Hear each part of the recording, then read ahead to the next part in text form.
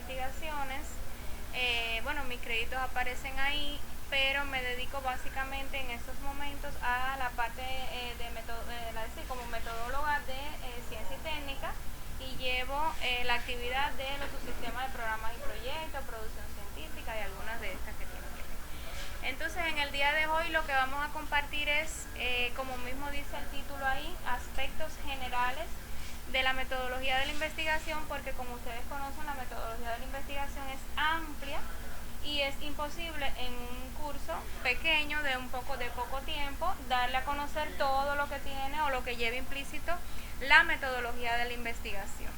Entonces, quiero compartir con ustedes, por ejemplo, partiendo de algunos conceptos importantes como ciencia y los elementos y objetivos de la misma, hablar acerca de la investigación científica, la definición, sus propósitos y dentro de ella el método científico, y finalmente terminar con la metodología de la investigación como ciencia que dirige la investigación. Ahí hablaremos un poco de las clasificaciones de las investigaciones, que es un tema bastante polémico, y acerca del proceso de investigación científica, sus etapas y cómo se fundamentalmente la parte de la planificación, porque tiene otras etapas que deberíamos hacer otro curso o otros cursos para profundizar en el tema, pero solo básicamente nos vamos a quedar en la planificación. Entonces, a modo de introducción, bueno, para todos nosotros la investigación no es ajena, porque desde que uno nace está, incluso ese niño que nace, lo primero que hace es abrir los ojitos y lo que quiere saber es qué hay a su alrededor.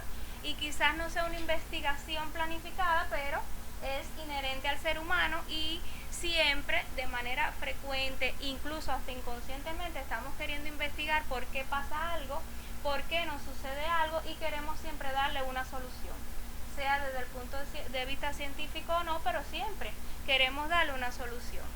Por eso Sampieri dice, tiene una pregunta muy clásica que, o alguien no ha visto a un bebé tratando de investigar de dónde viene un sonido. Eso es una de las razones que siempre nos obliga a pensar que la investigación es inherente a los seres humanos. Lo otro es que, como decía Einstein, si supiese qué es lo que estoy haciendo, no le llamaría investigación. Por lo tanto, es importante tener en cuenta, que también lo dijo él, que lo que conocemos es solamente una gota de agua. Todo lo demás es todo un océano. Por lo tanto, a todo, incluso aunque se le haya encontrado una respuesta, siempre va a ser parcial, porque a partir de ahí surgen otras interrogantes que dan cabida entonces al diseño de una nueva investigación. Y por último, en esta parte introductiva, decirles sobre lo que dijo Rutherford, que decía que la verdadera ciencia enseña sobre todo a dudar y a ser ignorante. No nos podemos quedar siempre con una respuesta y ya esa es la verdad absoluta, sino es que todo lo que estamos obteniendo como resultado, a partir de ahí entonces pueden surgir otras interrogantes, incluso desde diferentes ciencias. Entonces, para entender esos planteamientos anteriores, van a haber bastante texto. No me gusta usar tanto los textos, pero como es también que se va a enviar por esta vía, quería ponerle para los que están viéndolo de manera solamente la presentación. Estos planteamientos anteriores están sustentados en algunos conceptos básicos que vamos a ir viendo a medida que vamos a ir pasando la presentación. Primero, vamos a hablar acerca de la ciencia, que significa, es decir, proviene de science, que significa saber, y es relacionada con el conocimiento, la práctica, la doctrina, todo lo que está relacionado con conocer, tener una noticia y estar informado. Otros autores plantean que es el conocimiento racional obtenido metódicamente, es decir, que requiere de pasos lógicos para poder obtenerla, sistemático, exacto, verificable y también, por consiguiente, es falible. También es una forma de conciencia social. Muchos filósofos hablan de que constituye un sistema de conocimiento adquirido por los hombres y que se va a relacionar o que va a estar acerca de la realidad que nos rodea, es decir, naturaleza, sociedad y el pensamiento. Por lo tanto, Álvarez de Saya ya en el 1999 resumía que la ciencia es el resultado de la elaboración intelectual. Es el sistema de conocimientos que se adquiere como resultado de ese proceso de investigación científica. Es un instrumento además y está condicionada por las demandas del desarrollo histórico, económico, cultural de la sociedad. La ciencia ha ido evolucionando a medida que pasa el tiempo, por lo tanto tiene mucha relación con lo que está aconteciendo en el momento, desde el punto de vista histórico, económico y cultural. Por lo tanto, en todos los lugares, aunque se investiga, quizás no sea de la misma manera. Tiene 3 elementos fundamentales. Tiene un contenido que está basado fundamentalmente en la teoría, tiene un campo de acción que está relacionado con la realidad observable, es decir, todo lo que nos rodea y nos motiva en nuestro, es decir, donde estemos trabajando, en nuestro alrededor, y tiene un procedimiento o forma de actuar, que ese procedimiento en forma de actuar es lo que lo distingue y lo hace científico, que es el método científico. Tiene 4 objetivos. Tiene como objetivos analizar lo que nos está llamando la atención de ese medio que nos rodea, explicar el por qué está sucediendo ese proceso, prever o predecir, es decir, qué puede pasar si dejamos, si continúa sucediendo de esa manera, y nos permite también actuar, es decir, intervenir para poder mejorar, cambiar o modificar esa situación que estamos viendo de la realidad que nos rodea. Ahora, ¿cuál es la vía para alcanzar ese conocimiento de manera más eficiente? La investigación científica. Esta investigación científica se define por Bayarre como aquel proceso de carácter creativo. Fíjense que ahí está la palabra creativa, y después vamos a reflexionar sobre esa palabra en relación a la investigación científica, que pretende encontrar respuestas. ¿Respuestas a qué? A problemas trascendentes. Por lo tanto, tiene que ser relacionado con algo que nos llama la atención, puede ser en el momento real, pasado, o incluso que pudiera suceder, mediante la construcción teórica del objeto de investigación o mediante la introducción, innovación o creación de tecnologías. En este caso, quiero resaltar la palabra creativa, porque generalmente estamos haciendo investigaciones o vemos comúnmente cómo se describe continuamente lo mismo, el mismo fenómeno. Se vuelve a abordar las características de tal patología, de tal enfermedad, de tal paciente con tal afección, y estamos en lo mismo, estamos repitiendo lo que ya está descrito por los autores hace 100 años o 1000 años atrás. Entonces tenemos que ya pasar o dar un salto a poder pasar a la parte creativa, es decir, que hay que tratar de que nos permita construir nuevamente el objeto de investigación con la introducción, innovación o creación de tecnología. Hoy por hoy estamos en la era de la innovación. Incluso ahora la Universidad de Ciencias Médicas, su último fórum de ciencia y técnica es el Fórum por la Innovación, y estamos abogando que no nos quedemos en las partes descriptivas solamente o observacionales solamente, sino es tratar ya de buscar una solución desde nuestras condiciones, desde el contexto, con lo que tenemos, lograr darle una solución a ese problema que surge y que da cabida a una investigación científica. Tiene 2 propósitos fundamentales: producir conocimientos y teorías y resolver problemas prácticos. Entre los dos propósitos existe una relación dialéctica, porque al producir conocimientos y teorías nuevas sobre ese fenómeno, que expliquen el fenómeno, que describan otra característica nueva del fenómeno, que permite incluso definir o redefinir ese fenómeno o proceso o enfermedad, y de ahí partir de lo que tenemos desde la teoría para darle una solución a ese problema desde la práctica. Por eso es que hay que combinar la producción del conocimiento y teorías y la resolución de problemas prácticos, y es lo que en una tesis doctoral se va a ver como el aporte teórico y el aporte práctico. Generalmente vamos a ir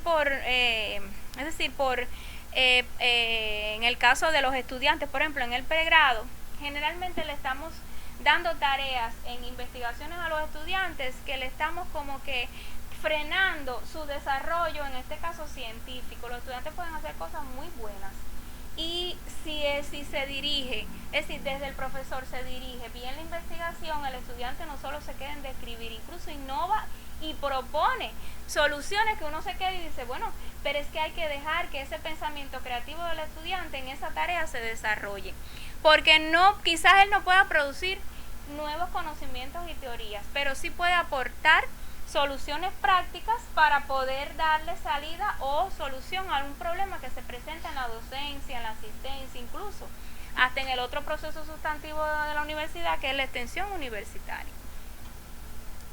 Ahora, el conocimiento existen dos tipos. Está el conocimiento común, que ese se obtiene de manera coyuntural. Es aquel conocimiento que tenemos quizás de la práctica diaria, de la experiencia, de lo que nos han dicho nuestros abuelitos, de lo que hemos aprendido desde el punto de vista cultural. Y está el conocimiento científico, que se diferencia notablemente del común porque hay que aplicar el método científico, por lo tanto incluye procedimientos detallados y rigurosos que van a concretar esa obtención de la teoría o el conocimiento y del aporte práctico.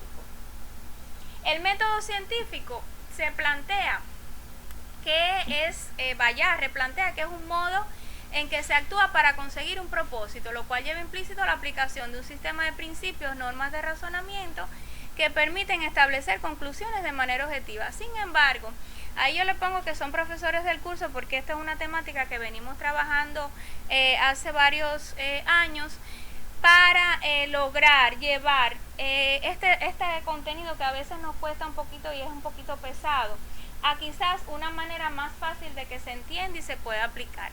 Ahí hablamos sobre la regularidad del pensamiento que de forma consciente y planificada permite la aplicación de ese sistema de principios que habla Bayarre y permiten establecer conclusiones de forma objetiva. Por eso es tan importante cuando lleguemos a la planificación ver que si trazamos un objetivo que es medible, alcanzable, es factible, nuestras conclusiones van a ser muy objetivas y por lo tanto va a permitir que lo que hemos obtenido se pueda aplicar en la práctica diaria asistencial de lo que estamos investigando. Desde este punto de vista existen muchas ejes de clasificación de los métodos. Ahí yo les traje que de manera general está la parte que clasifica los métodos de manera universal y eso lo utilizan más o menos los filósofos. Y ahí hablamos del materialismo dialéctico. No sé si han visto en diferentes publicaciones que de cuando hablan de los métodos generales dice aplicamos el materialismo dialéctico y de ahí entonces profundiza en otra clasificación. Después hablan de la parte general, hablando de las ciencias generales y es donde ustedes encuentran clasificaciones que hablan acerca de los métodos hipotético-deductivo, hipotético-inductivo, la observación, la experimentación, medición y otros. Y esos que están ahí generalmente los utilizamos en la práctica diaria. Cuando uno observa un fenómeno, le busca una solución y traza una hipótesis. Y esa hipótesis es a raíz de nuestro análisis, de toda la sistematización que hemos hecho del fenómeno, para poder lograr plantearnos, puede ser que sea por esto, y es decir, hacer una deducción que está sucediendo eso por tal razón. También tenemos el hipotético inductivo y miren, la observación lo usamos siempre, porque ese método clínico y el método epidemiológico donde estamos observando a los pacientes, estamos describiendo en una historia clínica qué características tienen y eso estamos utilizando un método, en este caso de los métodos generales, que es la observación. La experimentación, que quizás no todas las investigaciones utilizan la experimentación, pero todas las investigaciones que tienen a cabo la utilización de nuevos productos, la aplicación de algún medicamento, incluso las intervenciones educativas donde uno está aplicando un programa de un curso, de un diplomado, quizás transformando en una comunidad esas acciones, por ejemplo, de educación para la salud, estamos experimentando y posteriormente todo eso puede ser medido, es decir, aunque hay algunas cosas son cualitativas, sí pueden ser medidos de manera cuantitativa. Y dentro de los métodos particulares, ahí observamos las ciencias particulares, por ejemplo, ya les había mencionado algunos arriba, como el ensayo clínico y la intervención comunitaria. Ninguno sustituye a otro. Por lo tanto, en una investigación científica uno tiene que saber es decir, qué método estoy utilizando y lo declara sin ningún tipo de problema. Según el eje de clasificación, estoy usando tal método en tal parte de mi investigación, porque tampoco es mencionar usted todo eso, hipotético, deductivo, observación, pero dónde y en qué momento de la investigación se utilizó. Por otro lado, hay otro eje de clasificación que habla de los métodos empíricos y teóricos. Dentro de los empíricos se menciona la observación, la medición, la experimentación, y dentro de los teóricos ahí aparece análisis y síntesis, que generalmente lo que se debe poner es analítico-sintético, porque ya el método no es análisis y síntesis, sino analítico-sintético. Deducción, en este caso sería deductivo-inductivo, hipotético-deductivo, histórico y lógico. entre otros que se puedan utilizar. Ahora, ¿cómo hacer este proceso de investigación con eficiencia? Ya habíamos hablado de que aplicando el método científico ya estábamos haciendo ciencia. Ahora, ¿cómo hacer esa investigación de manera eficiente? Hay que utilizar la metodología de la investigación. La metodología de la investigación, que es una ciencia que enseña a dirigir ese determinado proceso de manera eficiente para alcanzar esos resultados, y ella incluye métodos, categorías, leyes, procedimientos que garantiza la solución de un problema, pero ya no es un problema común, ya estamos hablando de un problema científico.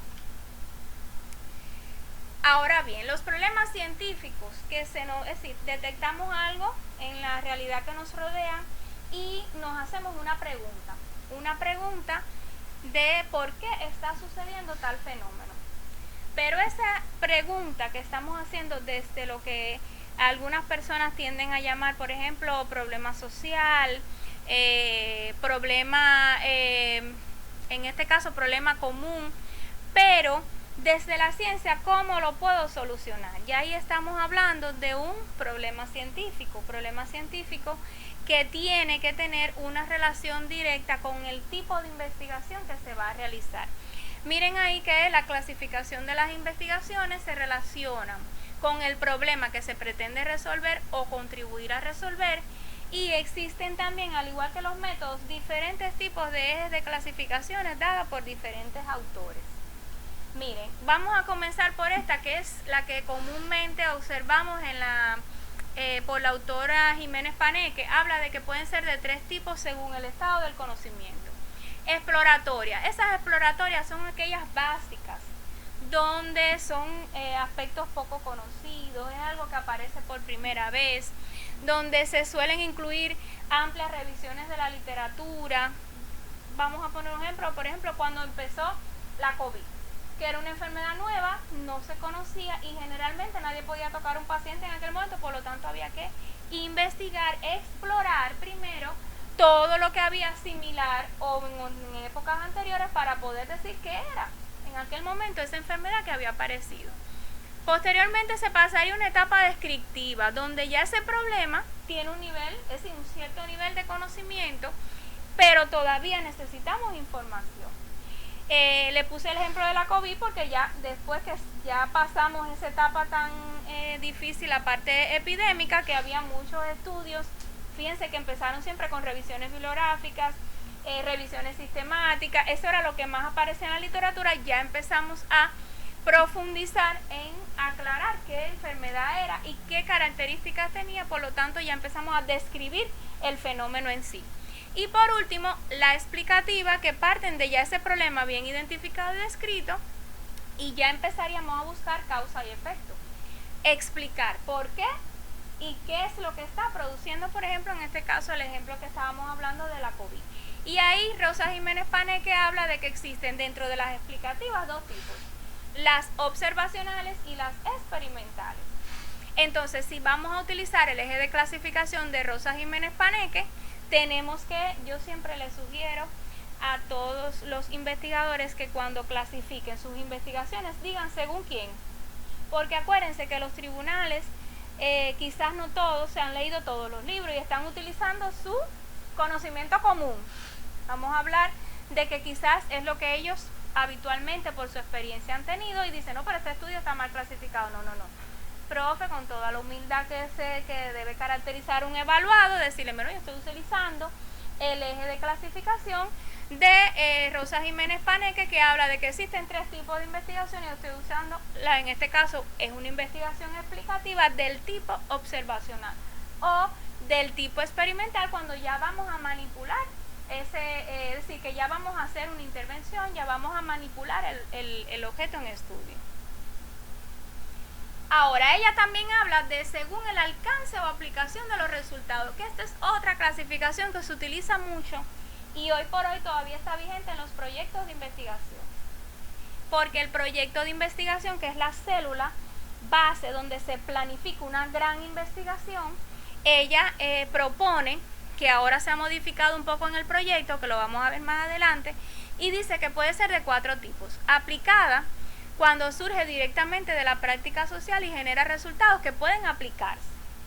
Por lo tanto, una revisión bibliográfica no puede aplicarse. Fundamental cuando se realiza para encontrar un nuevo conocimiento, pero no precisa la relación de este con el problema. Es decir, ya ahí estamos hablando de una parte quizás descriptiva, algo que se revisó y se quiere dar a conocer ese nuevo conocimiento. Fundamental orientada, que no clasifique ninguna de las dos, por lo tanto, no es solo la revisión ni es tampoco aplicable. Y por último, los trabajos de desarrollo y evaluación de la tecnología, muy común en estos tiempos con lo que yo les comentaba de que estamos en la era de la innovación. Por lo tanto, muchas de las tecnologías que tenemos hoy que vienen importadas, enseguida venimos y la aplicamos. Sin embargo, no estamos haciendo la evaluación de si esa tecnología es aplicable a nuestra población, si es aplicable a nuestro contexto, si es buena, si a los cubanos les funciona. Y tenemos mucho, en el caso del clínico, por ejemplo, un ejemplo, en la parte de rehabilitación estamos utilizando muchas tecnologías que son producidas, por ejemplo, por el Centro de Biofísica Médica y llevan este tipo de clasificación, que son trabajos de desarrollo y de evaluación de la tecnología. Ahora, esta clasificación, aunque no es tan utilizada, también la podemos emplear. Yo siempre vuelvo a reiterar de que cada vez que usemos un eje de clasificación lo citan y todo, con su bibliografía. Según fulano, mi investigación es de este tipo. Este autor plantea que los diseños biomédicos en reportes de investigación pueden ser de dos grupos, longitudinales y transversales, y él se refiere fundamentalmente al momento, es decir, la manera en que se recoge la información. Él habla de lo que es longitudinal porque se va a seguir, es decir, se va a obtener en el tiempo, que no quiere decir que yo vea al paciente hoy y al año lo vuelva a ver y es longitudinal, porque para eso tiene que tener mediciones de 2 o 3 variables en el tiempo para poder decir que yo sí hice un estudio longitudinal. Y plantea que pueden ser estudios prospectivos, es decir, con investigaciones hacia adelante. Ya ahí subclasifica en secuencial, paralelo, controles externos. También habla acerca de lo observacional y de los pseudo retrospectivos. Cuando está hablando de los pseudo retrospectivos, él se refiere de que no es retrospectivo puro. Hay veces que hemos visto en algunas investigaciones que yo recogí la información de manera ambispectiva, es decir, lo recogí para atrás en el momento y hacia adelante. ¿Y esos son los que se clasifican como pseudo? Sí, porque lo usan hacia atrás, es decir, no son verdaderamente retrospectivos, aunque estamos utilizando datos que son hacia atrás. Esta clasificación, el que la vaya a usar tiene que tener un buen dominio de, ahí no se ve, es decir, de dónde fue extraída la información, pero en los materiales que yo traje están ahí de dónde fue extraída. Pero ahí yo usé básicamente los libros clásicos que utilizamos porque no nos podemos complicar, vamos a usar clasificaciones que sean fáciles de utilizar. Porque hay mucha confusión en cuanto a los estudios longitudinales y transversales. En el caso de los transversales es una foto, el ejemplo es una foto. Usted vio al paciente hoy y lo ve al año, a los 2 años, a los 5 años y usted lo volvió a observar. 2 momentos, 2 observaciones, no quiere decir que lo vio en el tiempo. Pero él cambió, pero estamos hablando de un estudio transversal, que en este caso se utiliza para describir enfermedades, diagnóstico y estadio de la enfermedad y los procesos patológicos. Y ahí entonces que le entra al exploratorio, al observacional y el reporte de caso. Según este autor, los reportes de casos son estudios transversales. Entonces, cuando uno publica, ¿cómo clasifica el estudio de los reportes de casos? Se realizó un estudio de caso porque no utilizamos este autor y no está mal. Sin embargo, no lo estamos basando en un autor que dijo que puede ser en este caso un estudio transversal. Y cuando ustedes digan eso en un tribunal, el tribunal le va a dar un infarto, porque para ellos el transversal no es para presentar un caso, porque eso lleva a otra clase. Y sin embargo, estamos clasificando bien esos estudios de caso. Ahora, este autor que es Feinstein, la resume según diferentes ejes de clasificación. Dice que según el propósito general, yo voy a describir o comparar. Y en la comparación estoy hablando de causa o efecto. Después habla de según el tipo de agente evaluado, y ahí habla de un procedimiento de proceso y maniobras también de causa o efecto. Habla después de la asignación de los agentes evaluados, experimento o encuesta, y según la dirección en el tiempo, como vimos ahorita, transversal o longitudinal, y según los componentes de grupo, homodémicas y heterodémicas. Ahora, esta clasificación, incluso en un mismo estudio, podemos emplear diferentes, es decir, del mismo autor, diferentes ejes de clasificación. Esta no se las recomiendo, pero bueno, el que quiera utilizarla, también la puede utilizar siempre y cuando sepa de cada una de estas clasificaciones los requisitos que llevan. Ahora, esta es la más utilizada, que es quizás hoy para ustedes un nombre que nunca lo habían oído. Reinbaum es el autor que más nosotros utilizamos, ni siquiera la de Rosa Jiménez Paneque, que son los libros que tenemos en la mano. Este autor dice que existen tres grandes tipos de estudio: experimental, cuasi experimental y observacional. Esa es la manera más simple de clasificar un estudio biomédico y es una de las que más yo recomiendo, sobre todo a los residentes, a los estudiantes, para que no se compliquen con otro tipo de clasificación. Miren que ahí habla de la experimental, donde se manipula el factor en estudio con aleatorización, porque el experimental y el cuasi son estudios muy parecidos y solamente se diferencian en que en una voy a utilizar la aleatorización y en la otra el factor en estudio no se va a aleatorizar. En el caso de las experimentales, la subdivide en tres tipos: los estudios de laboratorio, los ensayos clínicos verdaderos y las intervenciones comunitarias. Por lo tanto, si las intervenciones comunitarias que ya habíamos mencionado eran estudios donde yo voy a probar quizás un programa educativo, un curso sobre educación para la salud, eso se hace muy común en la atención primaria de salud. Y estamos hablando de estudios experimentales. Sin embargo, observamos en los estudiantes o los que hagan las investigaciones que ponen: yo realicé un estudio cuasi experimental, y estamos realizando en las intervenciones comunitarias estudios experimentales. Por lo tanto, lleva un rigor y no le dan la importancia que lleva a esa investigación. El antes, el después, ya le diste un curso, al otro día lo viste. No. Lleva un proceso donde, miren ahí, de este lado los objetivos: identificar a personas o grupos con alto riesgo, probar eficacia y efectividad de intervenciones clínicas en la sociedad y sugerir políticas y programas de salud. Por lo tanto, este autor nos está indicando de que en el caso de los estudios de calidad, donde vamos a describir si estamos proponiendo también, podemos utilizar esta clasificación. En el caso de los cuasi experimentales, los divide en dos: ensayos clínicos y de laboratorio y programas y políticas de salud. Miren, a mí me gusta este cuadro porque de este lado le están proponiendo ya los objetivos según el tipo de estudio. Y en este caso, por ejemplo, en el caso de los programas y políticas, ahí habla de evaluar el alcance de los objetivos, determinar problemas no anticipados, comparar costos y beneficios. Es decir, cuando estamos hablando de estudios, por ejemplo, de costos, que son muy pocos los que se hacen, pero se hacen, hay que valorar si entran en esta clasificación. Y por último, los que más usamos, que son los observacionales, que tienen dos grandes grupos: descriptivos y analíticos. En estos casos no se manipula el factor en estudio. Y en el caso del descriptivo, ahí es donde está, por ejemplo, las estimaciones de frecuencia, se generan nuevas hipótesis, se sugiere la racionalidad para nuevos estudios. Y ya en el analítico, ahí estamos probando hipótesis etiológicas, es decir, estamos hablando de relación, causa o efecto. Se generan nuevas hipótesis etiológicas y se puede generar hipótesis y sugerir algo para prevenir enfermedades. Estos estudios analíticos generalmente están muy de moda porque son los que más utilizamos para ver causa-efecto, y de ahí, por ejemplo, hacer un modelo predictivo, una escala predictiva, una escala de riesgo, pero se basan fundamentalmente en un estudio observacional analítico. Este otro autor hace dos grandes grupos: descriptivos y analíticos.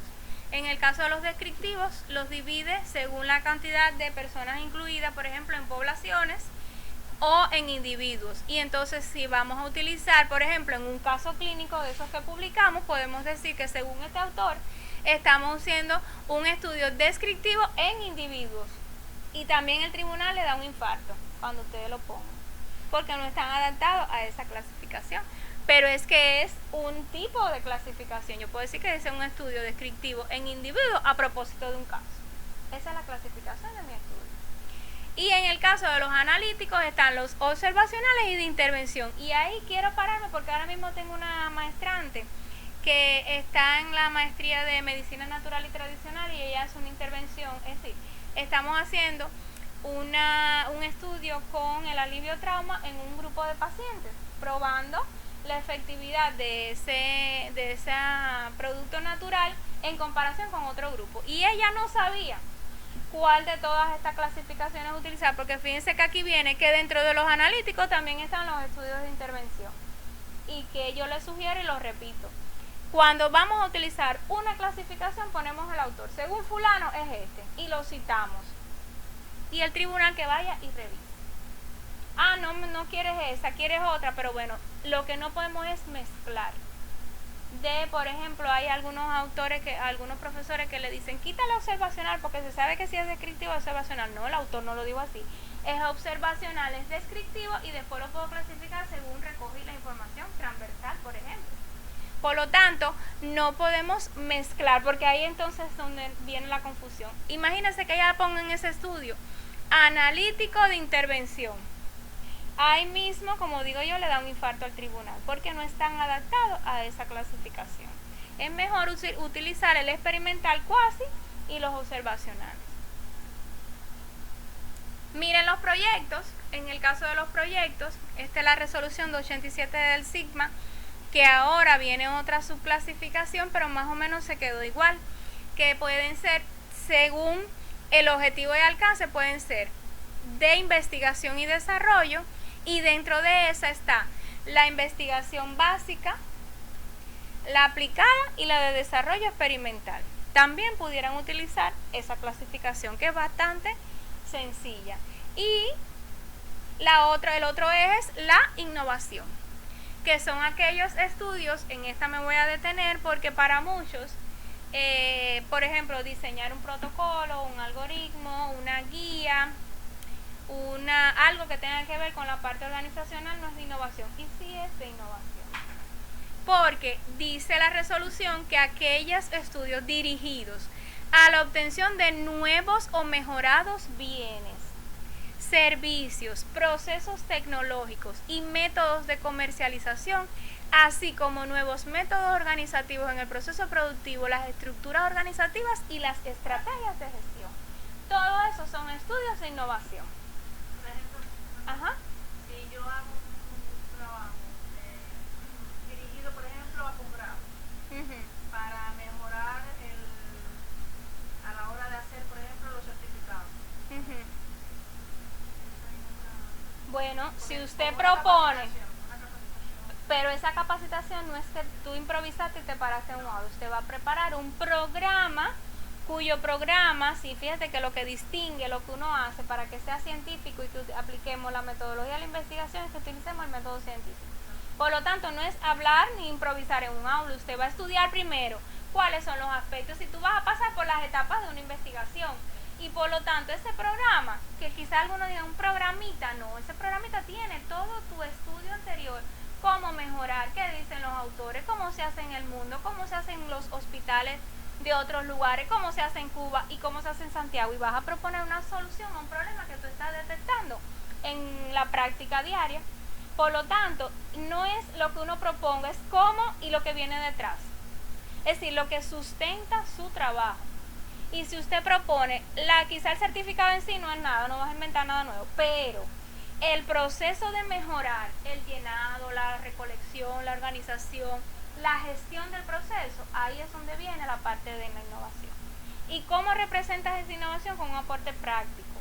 Que ese práctico tiene que ir detrás en la teoría, en lo que tienen, lo que dicen los autores, porque uno no inventa nada así porque se me ocurrió.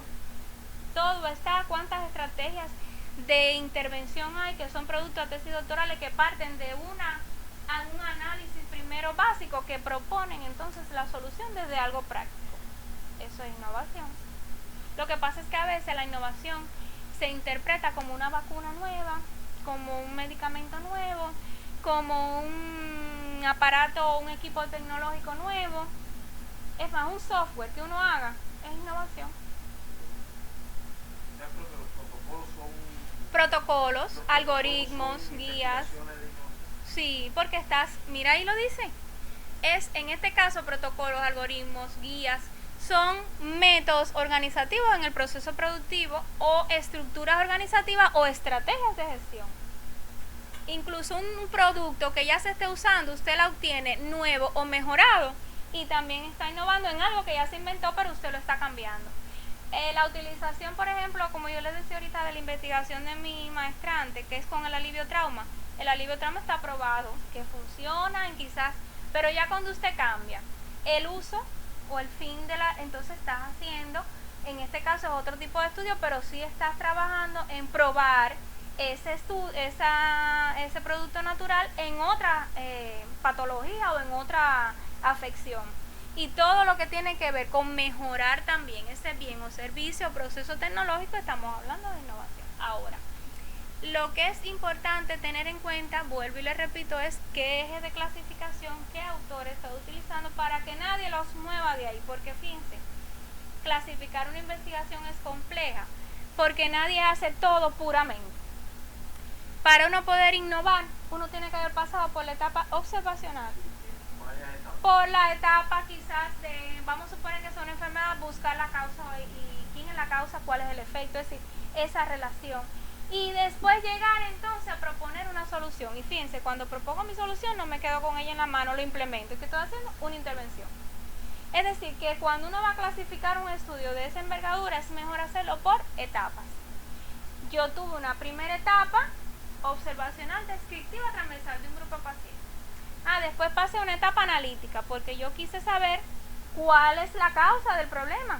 Ya yo describí, se presenta en hembras, se presenta en varones, voy a buscar la causa. En el caso de la causa, estoy haciendo un estudio observacional analítico de los dos tipos que hay, caso control o estudio de corte.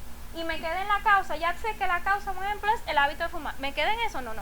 Voy a diseñar un programa educativo, por ejemplo, para transformar eso. Ya yo estoy, ¿qué cosa? Innovando. Pero cuando ya yo lo vaya a implementar, ¿qué estoy haciendo? Una intervención, un estudio de intervención, un cuasi experimento. Porque voy a manipular el objeto en estudio. Por lo tanto, no clasifiquen así de manera general, es mejor hacerlo por etapas. O ir a lo máximo, que es el final, no es la innovación. Bueno, yo hice un estudio de innovación que pasó por diferentes momentos. Y el primer momento fue descriptivo, el otro fue analítico y el otro fue de innovación puro. ¿Ya? Porque cuando nos casamos con una cosa general y uno se lee la tesis y dice, no, pero tú hiciste más cosas aquí. Por eso siempre sugiero que sea por etapas. Y las etapas nadie se las va a cuestionar, porque cada etapa tiene incluso hasta variables distintas. Y queremos meterlo todo en un mismo saco y no se entiende lo que está escrito. Miren, hay clasificación también para la parte epidemiológica pura. El que se dedica a la epidemiológica, miren qué sencillo. Son observacionales descriptivos, observacionales analíticos, y ahí viene algo nuevo. Porque ustedes dicen, bueno, pero si en una eje decía transversal y longitudinal. Y entonces ahora viene que en el analítico existe un analítico transversal y son los verdaderos estudios de prevalencia. También tiene analítico longitudinal, observacionales analíticas longitudinales, y ahí es donde viene de corte y de estudios de casos y controles. Y la otra, investigaciones en sistemas y servicios de salud, que es donde entran los estudios de calidad, por ejemplo, por ponerles un ejemplo. Esta también se la sugiero. ¿Y quién lo tiene? Vallarte. Ese es el libro clásico, no sé si lo tienen, no se los traje aquí porque, bueno, le hice captura de pantalla al libro como tal, pero lo pueden buscar porque aparece como libro de autores cubanos, que tiene, ahora es del 2004, pero es un libro muy explicativo, muy didáctico, que es muy fácil de emplear. Y miren aquí que esta clasificación es también bastante sencilla. Es decir, que el que está haciendo un estudio epidemiológico puede utilizar esa investigación. Lo bueno de esta clasificación es que no especifica si son prospectivos. No, es que la confusión del prospectivo y retrospectivo es la manera en que recoge el dato. Eso tú lo puedes explicar en las técnicas de procedimientos más abajo, cuando uno dice, yo recogí el dato de manera prospectiva, es decir, que fui prospectiva, los pacientes fueron entrando concurrentemente, los fui incluyendo, es decir, esa parte de describir cómo recogí la información no hay que clasificarla. Pero no tiene que ver en la clasificación. No tiene que ver. Perfecto. Ahora no tiene que ver. Que también le meten, sí, yo he visto también que ponen observacional, descriptivo, transversal, prospectivo, no. Por eso ya caí. Bueno, hasta aquí esa primera parte, ya ustedes entonces decidirán cuál es de clasificación utilizan. Entonces ya vamos a entrar en el proceso de investigación con sus etapas. A mí me gusta mucho, fíjense que es del 95 este esquema. Pero Sampieri en sus últimas ediciones vuelve a retomar lo que es más bonito, estas mismas etapas. Entonces, él primero habla de que primero hay que tener una idea, investigar. Y esa idea la tenemos todos. Nosotros tenemos miles de ideas. Lo que esas ideas tienen muchas posibles salidas, soluciones, tipos de estudios, porque a lo mejor hay una idea que no lleva una investigación científica y lo que lleva es rápido al momento darle una solución. Pero esa idea hay que irla madurando, porque de esa idea hay que plantearse un problema de investigación. Pues ese problema de investigación lleva 3 cosas fundamentales: establecer objetivos, desarrollar preguntas y justificar la investigación y si es viable o no. En ese paso tan importante de identificar cuál es verdaderamente mi problema de investigación, lo primero es que hay que alrededor de esa idea investigar qué se ha hecho, hasta dónde está investigado eso que yo tengo en mente, porque a lo mejor yo digo, esto es primera vez que me pasa aquí, pero a lo mejor ya en el mundo tienen la solución. Por lo tanto hay que investigar, aunque sea un problema puntual, qué es lo que se está haciendo a nivel internacional en función de ese problema. Ya descubrí que sí, en el mundo tiene solución, en toda la provincia tiene, pero ese equipo que está por allá, yo no lo tengo aquí. O de esa manera que tienen esos pacientes por allá, no se presenta aquí. Entonces ahí, en ese análisis, que a mí me gusta llamarle antecedentes de ese problema, usted va investigando qué se ha publicado, hasta dónde se ha publicado, si lo que está publicado es diferente o no a lo que yo estoy viendo. Si lo que está publicado, por ejemplo, se quedó en la parte descriptiva y yo necesito buscar la causa, o se quedó en la causa-efecto y no han buscado una solución, o si tiene la solución y no la han implementado. Es decir, usted va a saber durante esa maduración de esa idea dónde que usted va a plantear su problema de investigación. Mira, mi problema está en la implementación de algo, o mi problema está en buscar la causa de algo, o mi problema está en describir algo. Entonces, ahí entonces se traza sus preguntas de investigación y luego justifica por qué son esas preguntas y no otras. Porque un mismo problema puede tener solución o una mirada desde diferentes especialidades. Hay un problema o en diferentes contextos. Puede darte solución en La Habana, una solución en La Habana es viable y en Santiago.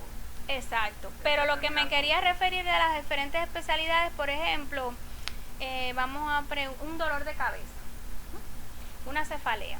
Una cefalea puede tener muchas causas. Y en un equipo multidisciplinario así, el otorrino te puede decir, te puede doler la cabeza por el oído, pero te puede doler la cabeza porque no ves bien, es el oftalmólogo, ¿no? Pero te puede doler la cabeza porque tienes un molar cariado.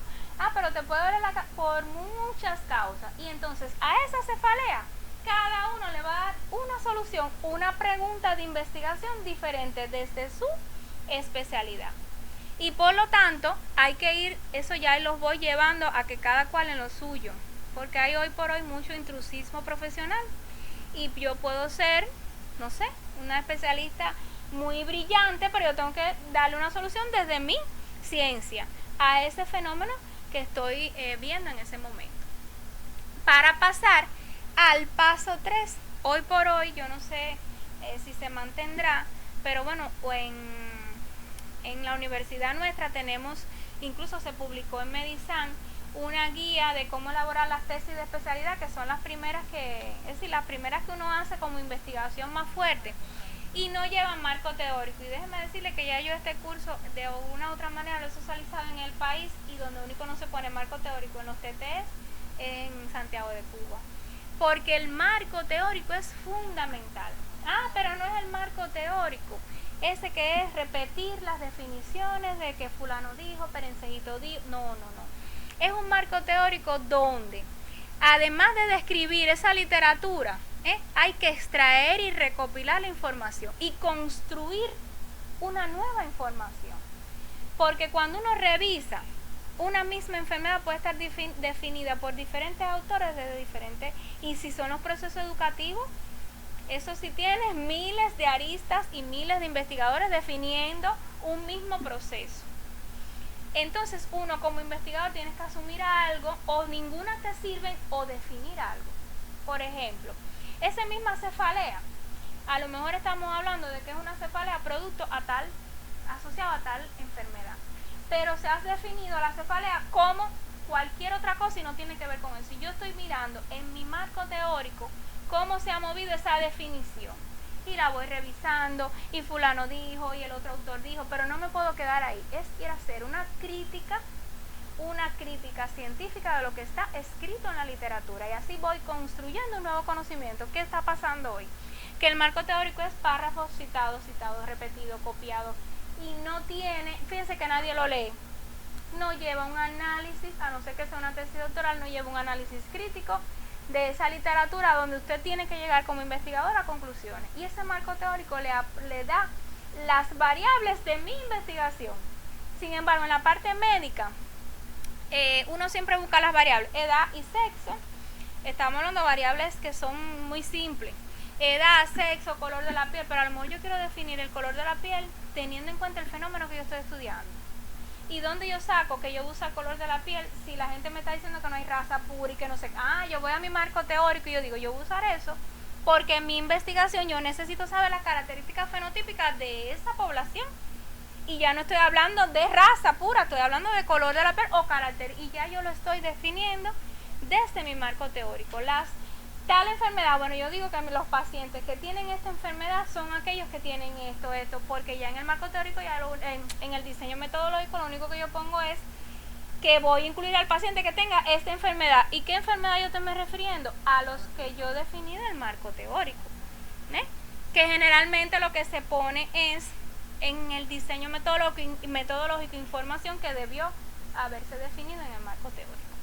Como nuestras investigaciones no llevan marco teórico, me refiero a las de residente, generalmente hay que extender un poquito más esa introducción porque debe estar incluido de alguna u otra manera ese marco teórico. Pero los residentes de microbiología hacen marco teórico. Bueno, es porque ese comité académico lo decidió, pero fíjese que aquí hicieron una cosa general que está publicado y no lleva marco teórico. De hecho, el comité académico de microbiología, por también el tanto déficit de material para nosotros llegar a un resultado, es decir, identificamos el germen, pero muchas veces no podemos encontrar la susceptibilidad antimicrobiana, y los residentes tienen que graduarse. Le damos mayor importancia, no dejamos de darle importancia a los resultados obtenidos, pero la visión que tenemos ahora es que le damos más importancia al marco teórico, que es lo que tiene mayor peso en la tesis, porque muchas veces no pueden hacer nada sino recopilar informaciones que ya están trabajadas. Sí, ahí lo que hay es que profundizar en ello, en que no sea una mera repetición, sino que haga un análisis crítico del producto, de ese problema, de lo que están investigando. Ajá. A ver, como mismo usted dice, en ciencias médicas, la tesis, para que nosotros nos hacemos especialistas, no hacemos el marco teórico. Pero ahora estoy haciendo una maestría de educación Que sí lo médica, lleva. y sí lo lleva. Y entonces yo tengo mi cabeza así, ¿cómo yo diferencio lo que va en la introducción y lo que va en el marco teórico? Ahorita yo les voy a... Ahorita cuando salgamos de la planificación vamos a entrar en introducción para que vea cómo lo vas a diferenciar, porque en la introducción, aquí no tengo ningún alumno mío porque yo siempre le pregunto, ¿de quién hablamos en la introducción? Del problema.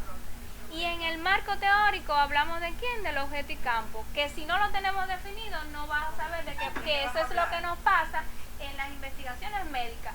no definen objeto y campo, no es importante, no hace falta, eso es de pedagógico, y sin embargo entonces se pone a hablar de, sí, y no, y más en esa maestría donde estás. Entonces, el paso 4 sería definir si la investigación se inicia, es decir, ya ahí voy a clasificar si mi investigación es nueva, voy a explorar o voy ya a describir o voy a hacer una explicativa o lo que defina según los ejes de clasificación.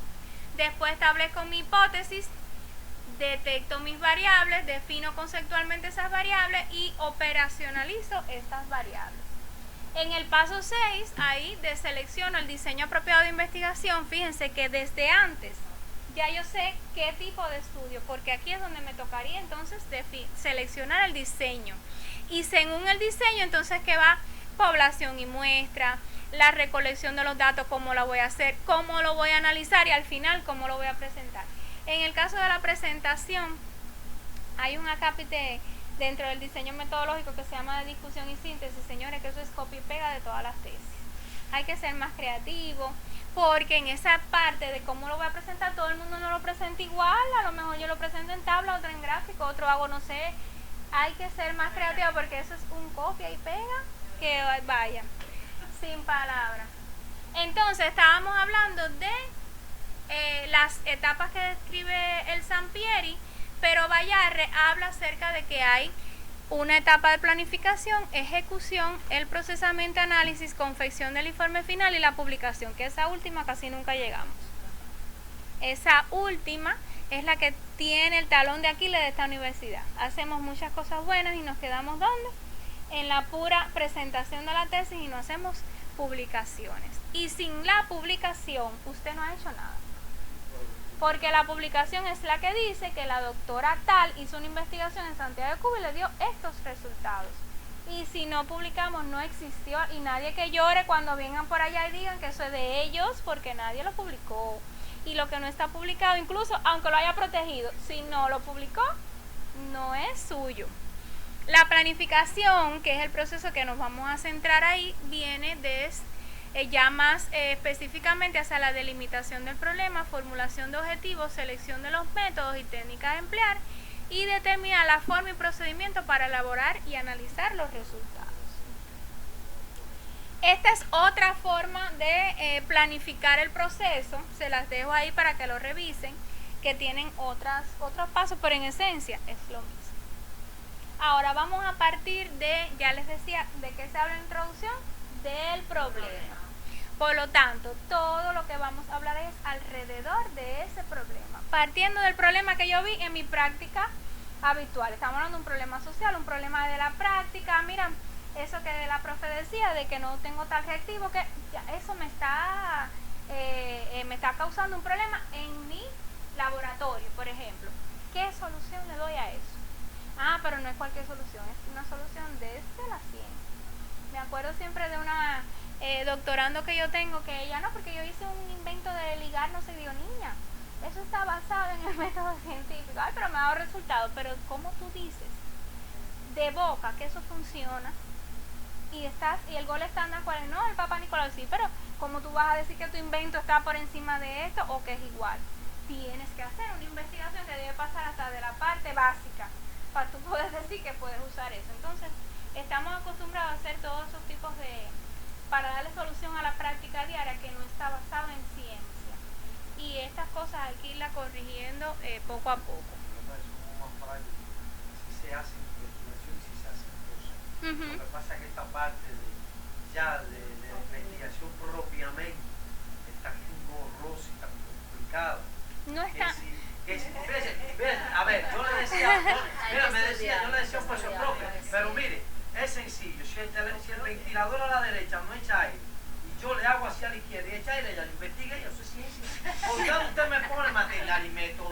No sé qué, que sí, fíjate, tengo que llenar 1 millón de hojas para decirte que el ventilador a la izquierda es que echa aire a la derecha, no, se acabó el tema. A ver, me hago entender. Yo lo comprendo. Trabajo toda esta parte metodológica, toda esta parte de ¿cómo es que la palabrita esa? Me tienes una palabrita traumatizada. ¿Cuál será? ¿La epistemología? No. ¿Cuál? La maestra, no, ni hablar, ni nada, él no voy a enredar porque me hablan de cabeza mencionada. No, Entonces todo esa cosa. Fíjate, Él y ya está yo en la hice maestría. Ay, no, ahí sí te embarcaste, porque No. esta maestría tiene, fíjese, yo soy doctora en ciencias estomatológicas y yo pasé esa maestría para aprenderme ese mundo, porque es un mundo complejo. Y es engorroso, muy teórico. Entonces esta parte de la investigación lo que lo mata es todas estas teorías, es verdad que hay que hacerlo, pero ya yo demostré que para la izquierda está el ventilador, dame mi premio y después uno se dedica a hacer la parte de teórica. Lo que pasa es que la solución no puede anticiparse a la planificación. Porque si usted no planifica, teniendo en cuenta que tiene que aplicar el método científico, usted sí obtuvo una solución y buenísima, pero cuando empiecen a preguntarle, ven acá, ¿y por qué ese al revés funcionó? Ahí mismo usted dice, bueno, funcionó, no tiene respuesta. ¿Y por qué en otros países no lo pusieron así? Usted vino y lo puso así. Ah, mira, no me he preguntado eso. Y entonces son las preguntas que le quedan vacías a su solución. Porque es una solución práctica. Una solución práctica. Para eso están los filósofos. Mire, entonces el problema, que es el centro de esa introducción, está definido, miren aquí, es una frase u oración. Hay quien le gusta ponerlo en pregunta, ya veremos más adelante. Que constituye el vacío en la información respecto al objeto de estudio, es decir, que no se conoce de ese fenómeno, de ese proceso, de eso que yo estoy viendo, que no se conoce. Porque a veces nos hacemos la misma pregunta, ¿cuál es la etiología de la hipertensión arterial? Y todo el mundo sabe cuáles son los factores. Ah, pero fíjense que esos factores de riesgo no han sido estudiados en el pimpollo de la loma de X. Ah, a lo mejor allá arriba no son los mismos del llano. Ya es otra cosa. Es decir, que lo que no se conoce no es los factores de riesgo de esa enfermedad, sino es según cómo pasa en ese lugar. Y es el problema científico. Exacto, porque es que no estás investigando lo mismo de lo mismo de lo mismo. ¿Qué es lo que pasa? Por ejemplo, ¿cuánta investigación en hipertensión arterial hay? ¿Y se ha solucionado la hipertensión arterial? El tema PAMI, ¿cuántas investigaciones hay? ¿Y qué está pasando? Entonces no es tanto preguntarnos lo mismo e indagar sobre lo mismo, sino es ver de lo que hay, qué falta, o lo que hay, que ya se investigó quizás hasta lo mismo, pero eso no dio solución, no tuvo implementación, se quedó no sé en qué etapa, o lo inventaron en otro contexto y no funciona aquí. Es ahí donde está ese vacío de la información respecto al objeto, el desconocimiento de un aspecto, la inconsistencia entre la teoría y la práctica. Mire, muchas veces pasa, por ejemplo, en un laboratorio. A veces la teoría dice que esto se tiene que comportar de tal manera con este reactivo y usted está viendo que no es así. O el reactivo está mal o algo está pasando. Esa inconsistencia entre lo que dice la teoría y lo que usted ve en la práctica también constituye un problema. Una información contradictoria. Puede ser que un grupo de autores dicen que la COVID se transmite por quizás la saliva, y otros autores dicen que no, que es por el contacto directo de manos, no sé, por poner un ejemplo, porque hay un grupo que dice esto y hay un grupo que dice, yo quiero ver cuál es esa contradicción y cuál es la verdad. Ese es otro problema. Y en este caso, sin descartar como problema de investigación el repetir un estudio, fíjense que lo podemos repetir, que se efectuó anteriormente pero con otros recursos y otras condiciones. Y eso lo dicen esos dos autores que están ahí. Fíjense, no lo dije yo. Las características de ese problema, todos conocemos que tiene que ser objetivo, porque no vamos a estar investigando nada que no tenga solución. Especificidad, porque ahí tenemos que tener claridad y precisión. A veces hacemos una oración muy grande, un párrafo muy grande, y en esencia se perdió el problema. Contrastabilidad empírica. Ahí tenemos que tener en cuenta que todo lo que vamos a plantear en ese problema debe estar elaborado de una forma tal que tenga la búsqueda de datos objetivo y tangible, que yo lo pueda medir y en un tiempo previsible. No podemos poner un problema que no tiene solución ni corto, ni mediano, ni largo plazo. Eso no es un problema. Decía el profesor Duani, que fue quien me dio en aquel momento salud pública, dice, un problema que no tiene solución no es un problema, es una catástrofe. No lo investigues, no analices nada de eso, ni en el tiempo ni nada. Ahora, me gusta recomendar formular el problema en describir, es decir, en un breve párrafo, definiendo claramente cuál es la contradicción entre lo que hay, es decir, entre lo que hay en la práctica Y actualmente, y lo que yo quiero que se mejore, es decir, la situación deseable, que tenga esa contradicción. Y de ahí redactar las preguntas, una o varias preguntas principales. Es mi sugerencia, así me gusta hacerlo a mí. Eso sería como una justificación del problema. No, ya vas a ver cuál es la justificación del problema. Después del problema. Este problema tiene que estar bien identificado, delimitado y justificado. ¿Pero en qué sentido? Miren, desde el punto de vista histórico, desde el punto de vista contextual, nosotros tenemos que decir que el problema está en todas partes del mundo, en África, no sé, pero aquí, ¿cómo está ese problema? ¿Cómo se presenta? Tendencial, puede ser, como en el caso de la COVID, que han habido, ustedes saben, cíclicos, que han existido enfermedades respiratorias que han hecho lo que no han llegado como una epidemia de ese tipo, pero según empezaron a estudiar, habían epidemias también de otro tipo de virus parecidos al de la COVID. Y entonces uno va mirando la tendencia, mira, en los años tal, hubo un pico, en el año más cual, ahora dicen, por ejemplo, los alergistas que ya nuestros niños no tienen tanto parasitismo y lo que tienen es alergia a cosas. Todos los niños míos tienen, los pacientes, yo soy alérgico al polvo, la humedad, o no sé qué, todos los niños, todos.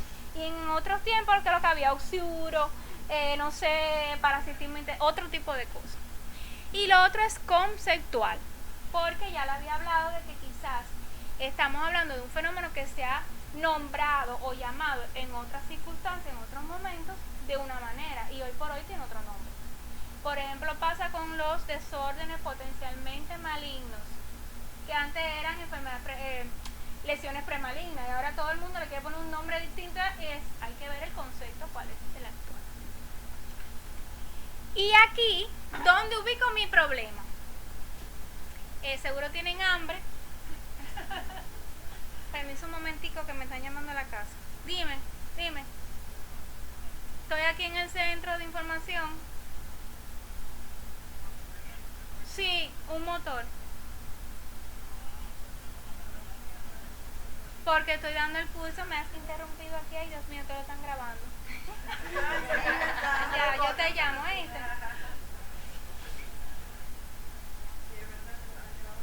Ya, entonces el niño lo va a recoger. Ya, está bien, dale un beso. Ay, eso salió en las redes, señores, que hay que buscar al niño por Bluetooth. Miren, les decía que el centro está el problema científico, que responde a una pregunta, ¿qué voy a investigar? Hay un fenómeno grande, algo está pasando, pero yo, desde donde estoy, ¿qué voy a investigar de eso? Que es porque no lo puedo investigar todo.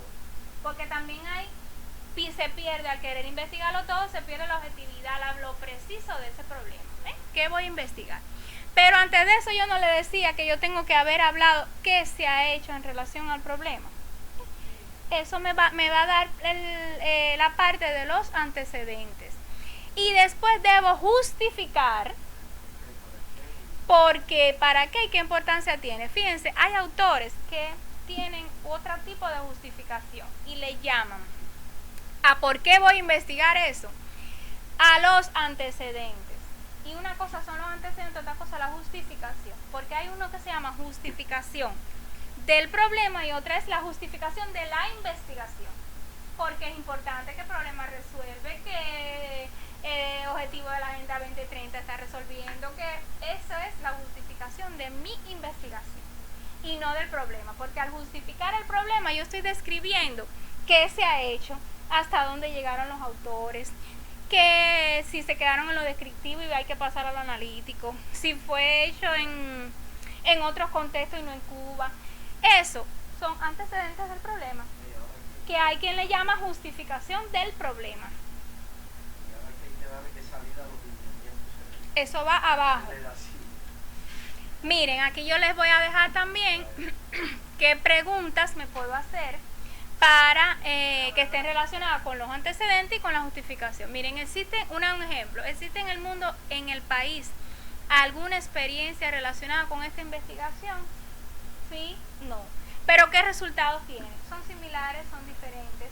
Porque ahí yo voy descubriendo si lo que hay es inconsistente porque no tiene todavía la respuesta verdadera, si hay contradicción entre los diferentes autores, es decir, que hay incongruencias, o si lo que hay todavía no me da toda la explicación, es decir, que es insuficiente. Y entonces cuando uno va describiéndolo así, llega al problema y dice, existen insuficiencias en tal cosa, o existen limitaciones en tal cosa, pero tienes que haberlo descrito arriba. Es decir, ahí en esa parte de lo que existe, ¿cómo es? ¿Es insuficiente, es inconsistente, es incongruente, es contradictorio? Porque eso tienen que, porque viene el problema y tú dices, ¿de dónde sale el problema?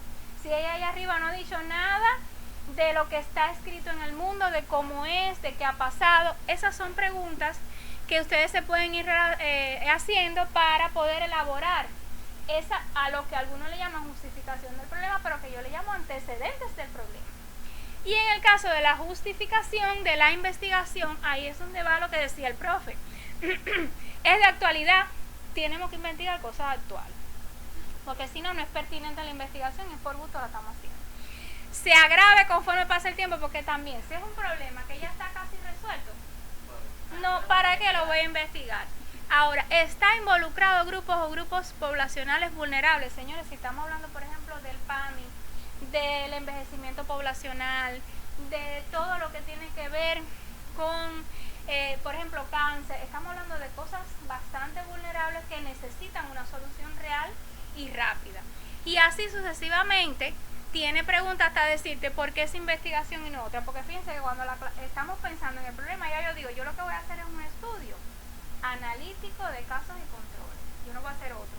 Pero un tribunal va a decir, ¿por qué me hiciste el descriptivo? Ah, porque ya eso está descrito.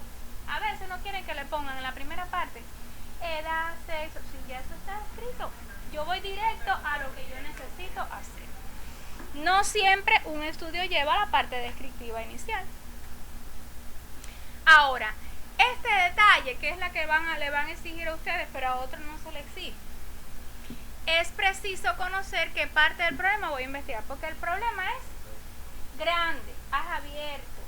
Yo estoy viendo una insuficiencia en tal proceso.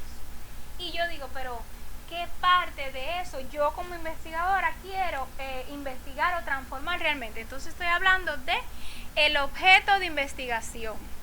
Y el objeto y el problema guardan una relación muy estrecha que está mediada por el investigador. Si yo quiero hablar de la natalidad en Cuba, como yo les decía ahorita, hay un problema con eso. Pero ¿quién lo va a investigar? Un psicólogo. Él va a ver un objeto distinto del mismo problema. ¿Quién lo va a ver? El ginecobstetra. Él va a verlo desde su especialidad. Entonces el objeto está siempre relacionado con la mirada del investigador y se van construyendo simultáneamente. Ahora hay otra categoría importante que es el campo, porque hay veces, sobre todo en los procesos educativos, que el proceso es muy amplio. Uno dice, el proceso de enseñanza-aprendizaje, señores, pero el proceso de enseñanza-aprendizaje es así. ¿Dónde? ¿En qué parte de ese proceso de enseñanza-aprendizaje yo voy a dirigir mi investigación? Ahora, los procesos en ciencias médicas, que se me olvidó mencionárselo, generalmente están, por ejemplo, en la promoción, en la prevención, en el tratamiento, en el diagnóstico y en la rehabilitación, que es lo que fundamentalmente hace la parte médica. En el caso suyo, por ejemplo, usted trabajaría con el diagnóstico, pero el diagnóstico de tal afección general, no, usted tiene que ir entonces a su especialidad y entonces que viene a precisar desde el objeto desde dónde usted lo va a resolver y en el campo qué parte de eso que es tan grande usted va a transformar. Por eso es que yo no concibo, después que yo di es decir, he pasado muchos cursos en mi tesis doctoral, yo puse objeto, para no pasarme y poner campo, pero en la parte médica no quieren ni objeto ni campo. Entonces cuando llegan al marco teórico, ¿de quién se habla en el marco teórico? Del objeto y del campo, no es del problema. Porque del problema estamos hablando ¿dónde? En la introducción. Posteriormente planteo mi hipótesis, es decir, le doy una respuesta anticipada a ese problema. También existen algunas contradicciones en que si planteo mi problema en forma de pregunta, ya estoy planteando una hipótesis. Entonces por eso yo le sugerí hacer un planteamiento general y de ahí preguntas científicas, que no son las preguntas de investigación que se relacionan con la hipótesis. En el caso de la investigación educativa, que casi lo que traje aquí no es de educativa, son distintas. Entonces tienen que estudiarse cómo se hace, que es más complejo, profe, ese ventilador al revés, yo no sé cómo usted lo va a hacer. Entonces vincula, esa hipótesis vincula el objeto, el campo y el objetivo, porque ahí yo voy visualizando qué parte del problema voy a investigar, qué parte de ese objeto voy a transformar y ya yo estoy viendo la solución. ¿Con qué? ¿Qué voy a hacer? ¿Qué voy a diseñar? ¿Qué voy a proponer? ¿Qué voy a realizar para resolver quién? Ese problema científico. Por lo tanto, ahí les traje también los tipos de hipótesis, cómo se pueden clasificar. Miren aquí, correlacionadas de diferentes grupos y las causales. Una pregunta. ¿Todas las investigaciones biomédicas llevan hipótesis? Sí llevan. Todas. Hasta los estudios descriptivos, porque usted va a describir algo y usted se puede decir, pero yo me puedo hacer una respuesta anticipada a ese proceso no es obligatorio. Eso depende de la, pero sí la tiene, porque usted como investigador, lo que pasa es que uno no la pone. ¿Dónde uno pone hipótesis científica? En los estudios, por ejemplo, cuasi experimentales, donde uno dice la dipirona es más efectiva que el alivio tramo en tal cosa. Ejemplo, ¿no? Ahí yo estoy haciendo una hipótesis, en este caso, de diferencia de grupos, desigualdad entre uno u otro grupo, y pudiéramos, en el caso de los estudios de causa-efecto, bueno, el hábito de fumar es la causa o el factor de riesgo de tal cáncer de pulmón en esta población, un ejemplo. Esa estoy haciendo mi hipótesis causal, pero nadie la pone en la introducción y sin embargo hay que poner hipótesis. No es obligatorio, pero siempre uno tiene que tener como investigador una hipótesis. Ahora ya vamos al objetivo, que es lo más medible, en este caso, que va a estar en relación con el problema, porque el objetivo tiene que trazarse desde el punto de vista que es la aspiración, propósito, resultado, alcanzar en la investigación y debe cumplir con esas condiciones que están ahí. Pero básicamente el objetivo tiene que ir dirigido a la solución del problema que yo planteé. Por lo tanto, en el caso del todo tipo de investigación que uno vaya a hacer, si desde el tema, que es el título, que es el se escribe al final, pero yo tengo mi título, aunque después lo modifique, yo pongo la cortina gris, en el problema pongo la cortina gris clara y abajo pongo la cortina gris clara con rayitas doradas. ¿Estoy hablando de lo mismo? No. Por lo tanto, en el objetivo tiene que venir el propósito, pero está relacionado con el problema y además tiene que tener una relación con ese tema que yo me planteé desde el título. Y muchas veces empezamos a introducir palabritas que buscando sinónimos. No. Aquí en ciencia no se puede estar buscando tanto sinónimo. Es esas palabras que nosotros le llamamos categorías desde el principio hasta el final, incluso en las conclusiones, que tiene que tener una relación directa con ese objetivo. Yo lo alcancé, lo logré, llegué a mi propósito, resolví el problema, pero tiene que tener las mismas palabras que estoy utilizando desde el principio. Entonces, los objetivos todos saben que se trazan comenzando por un verbo en infinitivo, se definen de forma clara. Tipos de objetivos, hay una tendencia hoy a no poner objetivos generales específicos, sino objetivos de manera general, pero no son iguales. Miren, el objetivo general es la meta global. ¿Se acuerdan cuando hablamos de la clasificación del estudio que podía ser uno de innovación de manera general? ¿Qué voy a innovar? Un programa educativo de no sé qué. Entonces tu objetivo general es dirigido a esa solución final, pero para tú poder alcanzar esa solución final tú te tienes que trazar una serie de pasos, de tareas, de actividades para poder alcanzar ese objetivo general. O bien dejas ese objetivo general sin describir, pero no tienes una guía de cómo tú vas a ir elaborando esa, es decir, obteniendo esa solución. Por lo tanto, los específicos son las metas de menor alcance. Es como desagregar ese general, ¿cómo yo voy a alcanzar ese general? No es repetir el general, es yo primero voy a hacer una cosa, después voy a hacer otra y así hasta que esos 3, 4, no sé, objetivos me digan cómo voy a alcanzar el objetivo general. Miren, ahí yo se lo pongo, no todas las investigaciones llevan un objetivo general. Los específicos son el desglose de esa meta general y sumados dan como resultado el objetivo. Por lo tanto, no puedo reiterar el objetivo general, sino son esas metas pequeñas para obtener ese objetivo general.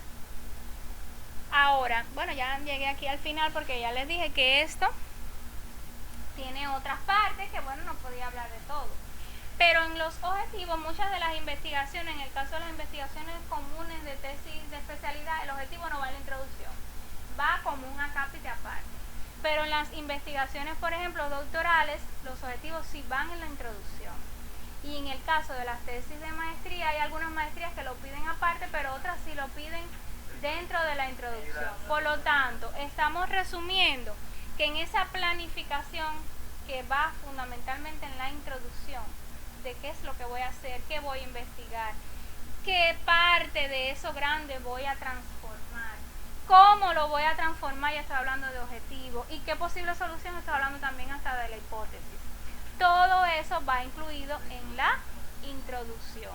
Ahora, el formato de las tesis lo deciden los programas de maestría, doctora, como lo diga el coordinador, los programas, el que esté establecido, no podemos ir en contra, pero sí hay muchos que dicen, no, porque eso es pedagógico, eso es no sé qué, no, la investigación es una sola, la metodología de la investigación es una sola, y un objetivo es un objetivo en cualquier tipo de investigación, un problema científico es un problema científico en cualquier tipo de investigación, todo está en que logremos madurar esa idea y precisar bien ese problema con la base, es decir, teniéndolo como centro. O sea, acuérdense del bocadito que puse ahí riquísimo, que aquí no hay, de esa parte central que han hecho las demás personas, hasta dónde han llegado y por qué es importante lo que yo voy a hacer. Porque una investigación que no esté bien justificada, que no sea pertinente, que no sea importante, que no dé solución a un problema que tú veas de la práctica habitual, ¿para qué la vamos a hacer?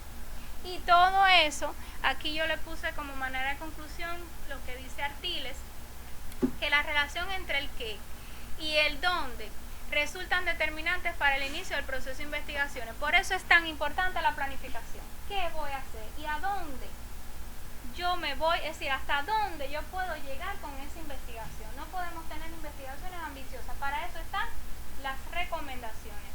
Yo llegué hasta aquí.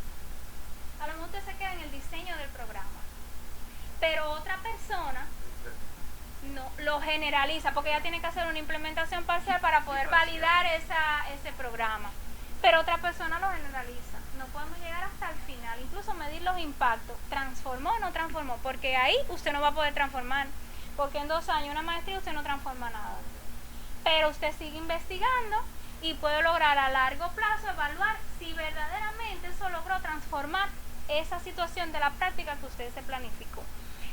En el que, como una carrera de 100 metros planos, fíjense que ella habla de resistencia, ella no me está hablando de velocidad. Lo determinante es la calidad de la arrancada, por lo tanto esa planificación es tan importante porque esa es la llave del éxito. Entonces, aquí yo también les traigo, miren aquí la bibliografía, les sugiero este libro que está aquí, déjame ver, este libro, yo se los minimicé aquí en la carpetica que les dejo. Ay, ¿dónde se metió esto? No, ¿dónde está? Yo lo tengo aquí. Mírenlo aquí, aparece en la red, en el PDF, está el link del libro. Este es un libro de un colectivo de autores de la universidad nuestra, que tiene un índice interactivo y les sugiero, de lo que hoy hemos visto, el primer capítulo del libro, que es sobre la introducción. Tiene otros de objeto y campo que hemos hablado, tiene otros, mire ahí, esta es la introducción, tiene un capítulo de objeto y campo, yo no sé por qué no sale ahora, el índice, si eso es lo que yo quiero.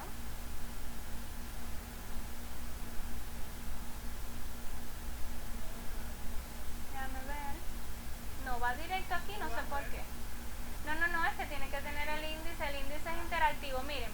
En el índice usted se para encima y le da ¿cómo se llama? El vínculo al capítulo. Miren, aquí uno habla de objeto y campo. Hay otro que habla del resultado. Estábamos hablando de que desde la introducción usted tiene que ir visualizando si va a aportar a la teoría solamente o a la práctica. En las maestrías generalmente se va hacia la práctica.